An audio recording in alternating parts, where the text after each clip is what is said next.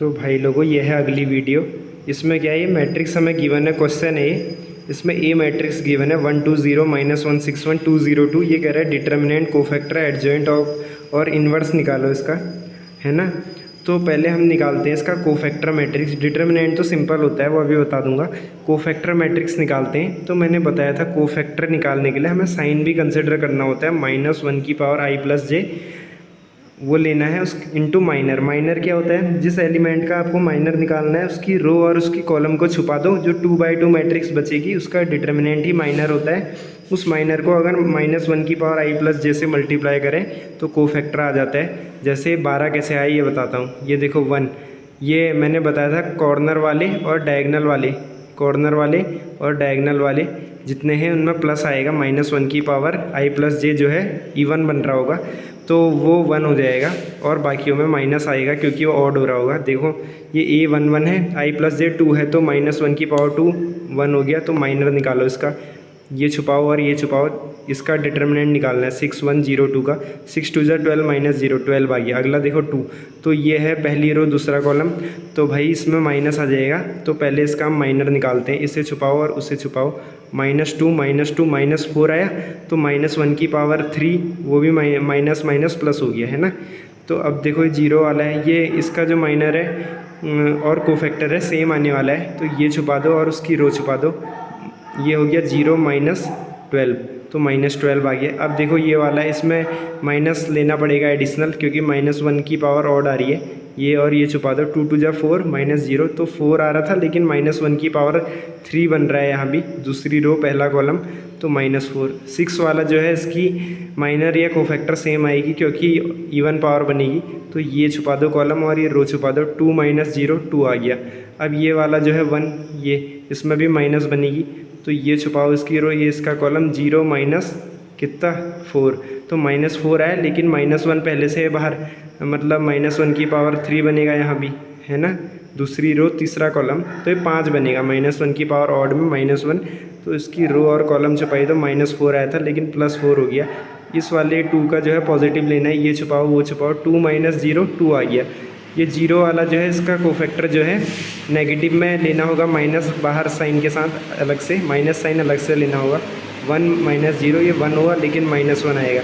इसका जो है पॉजिटिव आएगा इस वाले 2 का, तो ये छुपाओ ये छुपाओ। 6 -2, तो ये हो गया 6 + 2 8, तो ये कोफैक्टर मैट्रिक्स बन गई। अब देखो एक तरीका बताता हूँ। अगर आपको क्वेश्चन में बोला है कोफैक्टर मैट्रिक्स निकालो तब तो आपको निकालनी पड़ेगी, लेकिन गेट में तो पूछेगा नहीं। तो डिटर्मिनेंट निकालने का एक सिंपल मेथड है। अगर कोफैक्टर मैट्रिक्स आपके सामने है, कुछ नहीं करना है, जो कोई भी एक रो ले लो या एक कॉलम ले लो, एलिमेंट को उसके कोफैक्टर से मल्टीप्लाई करो और ऐड करो। जैसे 12 × 1 4 × 2 -12 × 0 करो, 12 + 8 20 आ गया डिटर्मिनेंट। या इसमें करके देख लो, 12 × 1 -4 × -1 4 और 2 × 2 4, 4 4 8 और 12 कितना हो गया 20। तो ये सिंपल तरीका है। अगर कोफैक्टर मैट्रिक्स गिवन है और ओरिजिनल मैट्रिक्स पता है तो किसी भी रो या किसी भी कॉलम के अलोंग सिमिलर एलिमेंट्स को मल्टीप्लाई करके सब्ट्रैक्ट मतलब ऐड कर देना है, तो उससे डिटर्मिनेंट मिल जाएगा। नहीं तो अभी लास्ट में बता दूंगा जो तरीका हम यूज़ करेंगे नॉर्मली। तो कोफैक्टर मैट्रिक्स का ट्रांसपोज जो है एडजॉइंट हो जाता है। इस रो को कॉलम बना दो, इसको दूसरा कॉलम, उसको तीसरा कॉलम। 12 4 -12 था, इसको पहला कॉलम बना दिया। 12 4 -12 -2 4 -4 2 4, ये दूसरी रो थी, दूसरा कॉलम बना दो। -4 2 4 और ये बना दो 2 -1 8 2 -1 और 8, ये हो गया। तो अब देखो ए इन्वर्स आपको निकालना है। ए इन्वर्स क्या होता है, 1/mod A adjoint A. Mod A जो है 20 है, 1/20 × एडजॉइंट ए। तो एडजॉइंट ए ये है 12 -4 और 2 और 4 2 -1 और -12 4 8।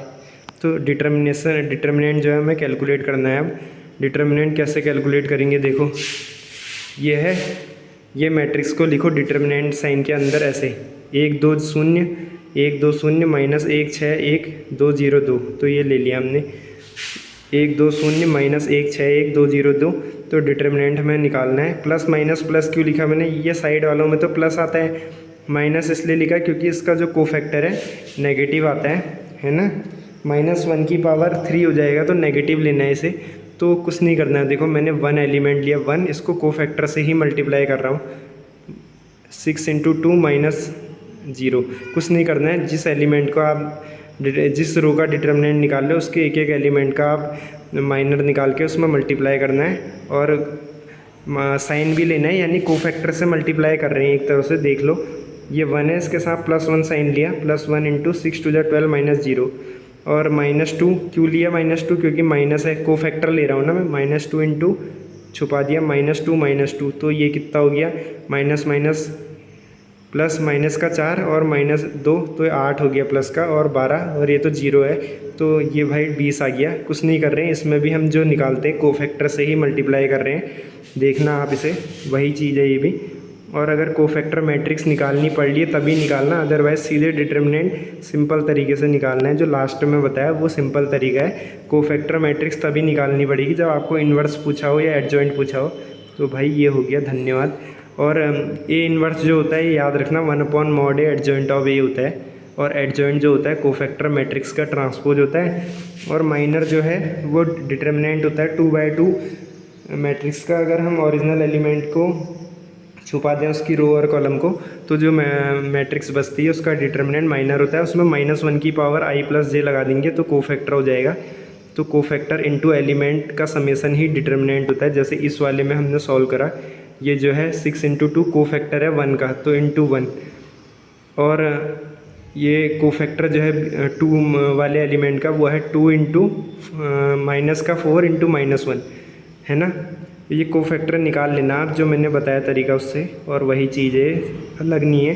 तो यहाँ पर भी हमने वैसे ही निकाला। mod A कैसे निकाला, 1 into cofactor of this, 2 into cofactor of this, 0 into cofactor of this addition, 1 into 12, 4 into 2 8, और ये तो 0 हो गया, 0 इंटू -12 तो ये 20 आ गया। वहाँ से भी 20 ही आया, सेम चीज़ करी, बस देखने का नज़रिया अलग कर दिया। तो भाई ये होगी वीडियो ओवर, धन्यवाद।